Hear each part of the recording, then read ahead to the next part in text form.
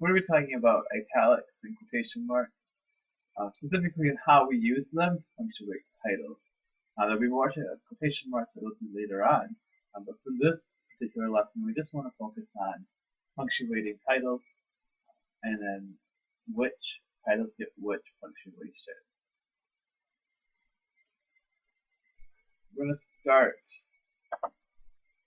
right away with italics. So you want to use italics or underline if you're writing it for large work titles. Large works can be any source of multiple editions or major works of art. So that's how we sort of determine a large source. You really need to remember that if it has multiple parts, then it's considered a large source, a large work. For example, a book or a novel has different chapters. So because the full novel has all of the chapters, all the many editions in it, that makes it a large source. And you can see from our list of large sources that does include novels, it includes song albums, it includes paintings, magazines, newspapers, blog posts, plays, films, such as The Christmas Story, television series, musicals, operas, and other long musical works. So if you're playing The Four Seasons by Verdi, you would italicize that if you're typing. If you're handwriting and printing, then you would need to underline. So in our next unit, when we start talking about Flowers for Algernon, and as we read the novel Flowers for Algernon, because it is a large work, you will need to italicize the title if you're typing it, or underline it in your handwritten work.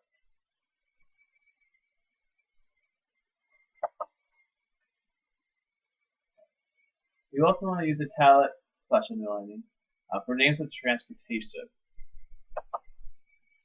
For example, if there's the name of a ship, a train, an airplane, or a space shuttle, that would be underlined or italicized.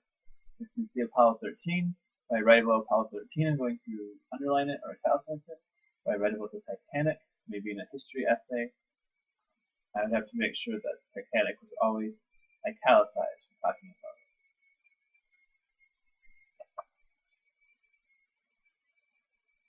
I also want to use italics or underline if I'm handwriting for words, letters, symbols, and numbers referred to as such, as well as foreign words not accepted in English words. So what does that mean? Now that means that if I am talking about a word specifically as a word, and it's not just, then I would use the italics. Same thing with the letters or the symbols. So by symbol, I really mean like the ampersand, that's a symbol. So if I'm having that in a sentence, it should be italicized. Now here's where you want to be careful, because you don't actually want to use this in your writing to replace and, which is what it does as a symbol. You actually want to write out the conjunction. So you should not have these symbols in your writing unless you're talking about it as a symbol. Same thing with foreign words. Bonjour, not an English word, so it would be italicized or underlined in writing. Notice our sentence, Alaska has 3 A's. I'm referring to the letters in the name of Alaska, 1, 2, 3. So those should be in italics as well. So let's talk about quotation marks. We're only going to be focusing on quotation marks as title punctuations for this week. Quotation marks do not just punctuate quoted materials, as we talked about in class, but they can also punctuate titles. We'll actually talk more about other uses of quotation marks, but for titles, you want to use those for short work titles. So this is where it gets tricky. You know the italics are for long work titles, but you want to use quotation marks to punctuate short work titles. For example, article. So remember we talked about nonfiction, we had all those articles, and I had you put them in quotation marks. Essays, Short stories. And when we wrote our theme paragraphs, we put the title of the story in quotation marks. And that's why we did that. Poems. Next semester, when we talk about poetry. And we'll expect you to put the names of the poems in quotation marks. Songs, TV episodes, and chapters. So notice for the definition of short work, we're really looking at anything that's actually inside the larger work. Okay? Articles are published inside a magazine or periodical.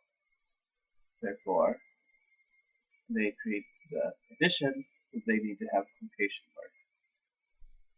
Poems are inside an anthology. Songs are usually on an album. So if it's in something, quotation marks. If it's the thing that the others are in, italicized.